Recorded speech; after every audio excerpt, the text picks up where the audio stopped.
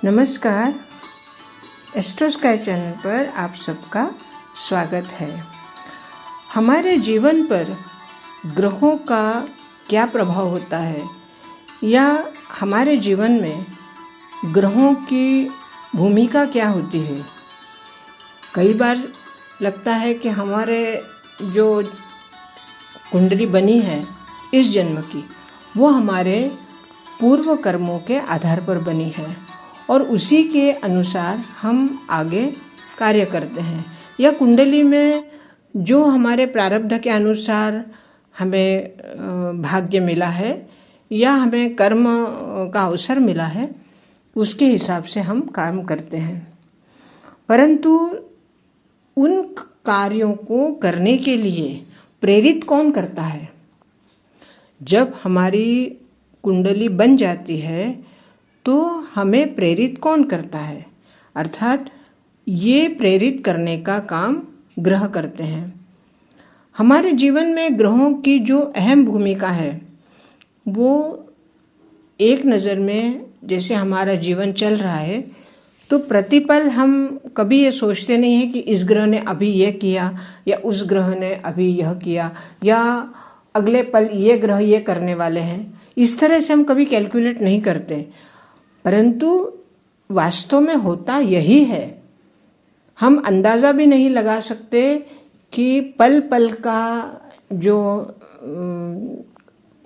जो हिसाब है या अगले पल हम क्या करने वाले हैं, ये पहले से ही विदित होता है ग्रहों के आधार पर। जैसे ग्रह हमें मार्ग दिखाते हैं, ग्रह हमें प्रेरित करते हैं कि हमें ये काम करना है या ये काम नहीं करना है। तो मनुष्य जब जन्म लेता है तभी से ग्रह की स्थिति उसके जीवन पर प्रभाव डालना शुरू कर देती है। ज्योतिष की आँख जन्म कुंडली में इन्हीं ग्रहों की स्थिति देखकर मनुष्य का स्वभाव, कदकाठी, उसके भविष्य के बारे में बता सकती है या उसके भविष्य के बारे में सब कुछ देखती है।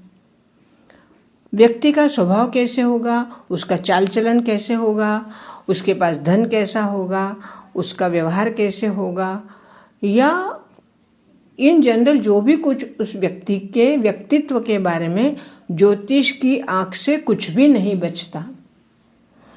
इसलिए जब जन्म होता है तभी से ज्योतिष की आंख हमारे कुंडली पर लग जाती है या हमारी कुंडली को वो पढ़ती है। अभी ज्योतिष की आंख क्या होता है? अब जब आप किसी व्यक्ति को, किसी ज्योतिषी को आपकी कुंडली दिखाएंगे तभी तो वो ज्योतिषी आपकी कुंडली देखेगा ना। परंतु मैं उस ज्योतिषी की बात नहीं कर रही हूँ, मैं ज्योतिष के आंख की बात कर रही हूँ। तो ये ज्योतिष की आंख क्या होता है? जैसे जन्म होते ही जो 9 ग्रह हैं, वो 9 ग्रह हमारे जीवन की तरफ आंख लगाए रहते हैं, क्योंकि कुंडली में उनके भाव निश्चित हो गए कि कौन से भाव में कौन से ग्रह हैं और लग्न क्या है, और लग्न के अनुसार ही नवम पंचम भी निर्धारित हो जाते हैं। बाकी सारे ग्रहों की राशियां निर्धारित हो जाती हैं कि इस लग्न वाले व्यक्ति को इस ग्रह में उनकी ग्रहों की स्थापना हो जाती है और वहीं से उस ग्रह की दृष्टि हमारे जीवन पर पड़ना शुरू हो जाता है। उसको कहते हैं ज्योतिष की आंख।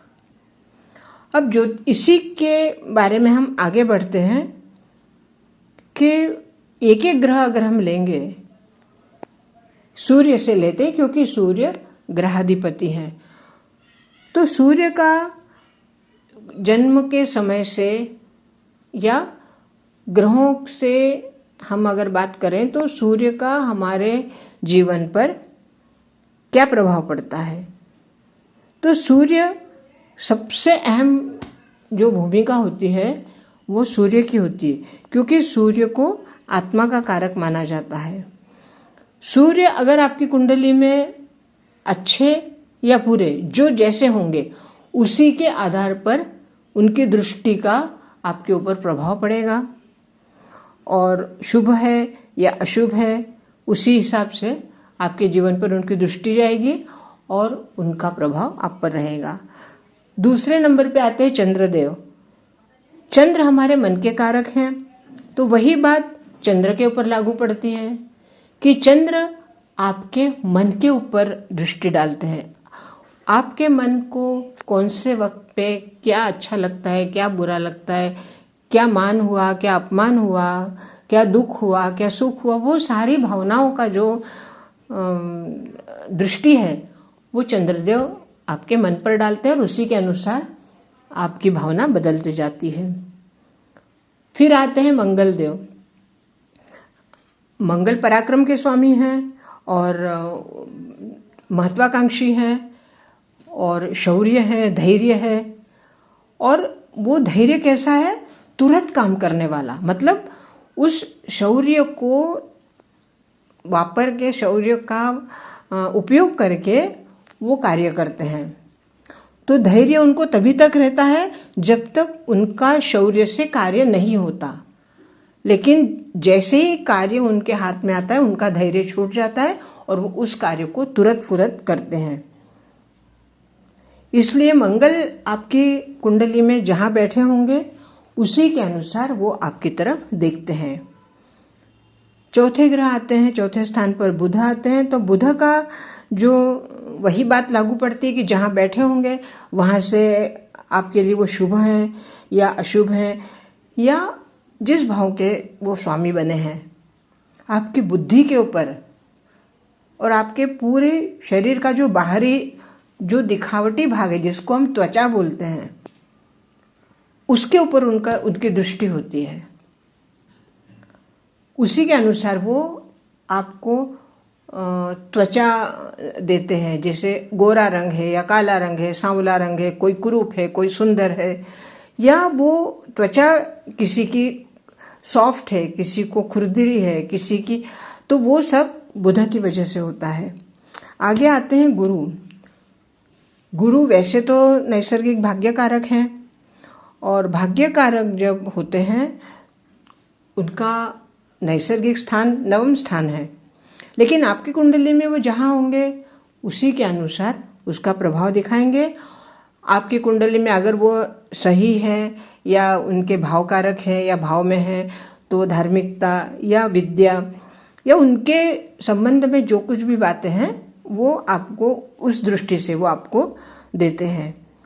शुक्र है तो वो सुंदरता के कारक हैं और सुंदरता के साथ साथ भोग, सुख। सुख कैसा? क्षणिक सुख। उस सुख में शाश्वती नहीं होती, उस सुख में आनंद नहीं होता। वो सुख है जो आया, आपने भोगा और खत्म हो गया। फिर आते हैं, उनकी दृष्टि भी वैसे ही होगी, जहाँ से वो बैठे होंगे वो आपको उसी दृष्टि से देखेंगे। शनि होते हैं कर्म के स्वामी और कर्म के साथ साथ उनका न्याय का भी पक्ष है और उनकी दृष्टि में वो देखते हैं कि आप सही काम कर रहे हैं या गलत काम कर रहे हैं, या आप धर्म से चल रहे हैं या अधर्म से चल रहे हैं। तो जहाँ पे वो बैठे होंगे उसके अनुसार वो आपको उस दृष्टि से देखकर आपका न्याय करते हैं। राहु तो अच्छे बुरे दोनों ही तरह के प्रभाव देते हैं। कभी अत्यंत कठोर हो जाते हैं और कभी बहुत तेज बुद्धि देते हैं, तो कभी एकदम मूर्ख बना देते हैं। और आपके जीवन में परेशानियां या कठिनाइयां या उसका हल निकलेगा या नहीं निकलेगा वो राहु की दृष्टि से पता चलता है। केतु में कहीं ना कहीं एक क्षमा का भाव होता है, लेकिन वो ऐसी क्षमा कि वो आपके काम करवाने के बाद वो आपको खुद को एहसास दिलवाते हैं कि आपने ये कुछ गलत किया है। तो अपने पहली बात तो इंसान अपने आप से अपराधी महसूस करता है, अपने आप को गिल्टी फील करता है कि भाई मैंने समथिंग रॉन्ग, मैंने कुछ गलत किया है, तो उसका एहसास दिलवाते हैं। अब मंगल, बुध, गुरु, शुक्र और शनि, ये पांचों ग्रह अपने अपने हिसाब से वक्री होते रहते हैं। कभी मार्गी हुए, कभी वक्री हुए। राहु केतु हमेशा ही वक्री चलते हैं और सूर्य चंद्र कभी भी वक्री नहीं होते, वो हमेशा सीधी चाल चलते हैं। इस तरह से ग्रहों की जो आँख है वो आँख आपको देखकर प्रतिपल देखते हुए आपका निरीक्षण करती है, आपको मार्ग भी दिखाती है, आपका न्याय भी करती है और आपके लिए सुख दुख का आयोजन भी करती है। इन सब बातों को जब हम एक किसी जातक की कुंडली में देखते हैं तब उस ग्रह का भाव, ग्रह की पूरी स्थिति देखने के बाद ही समझ में आता है या हम सामने वालों को बता सकते हैं कि भाई आपके जीवन में ये घटनाएं ऐसी आगे होने वाली है या ऐसी हो सकती है, आप इस तरह से सावधान रहिए, या आपके लिए एक शुभ समय आने वाला है तो आप इस शुभ समय में ये अच्छे काम कर लीजिए या इस अच्छे काम के लिए आप तैयारी करिए। इस तरह से हम जो जातक होता है उसको मार्गदर्शन करते हैं। हम मतलब जिसको भी आप कुंडली दिखाएंगे उसकी बात कर रही हूँ मैं। तो इस तरह से ज्योतिषी वही काम करते हैं कि आपने किसी को कुंडली दिखाई है तो वो आपकी कुंडली का अध्ययन करके आपको इस तरह से मार्गदर्शन करेंगे। तो आज के लिए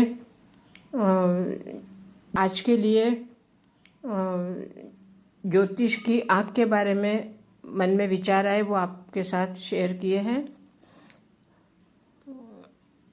इसके बारे में अगर आपके मन में कोई भी प्रश्न हो तो आप व्हाट्सएप पे लिखिए या कॉल करिए।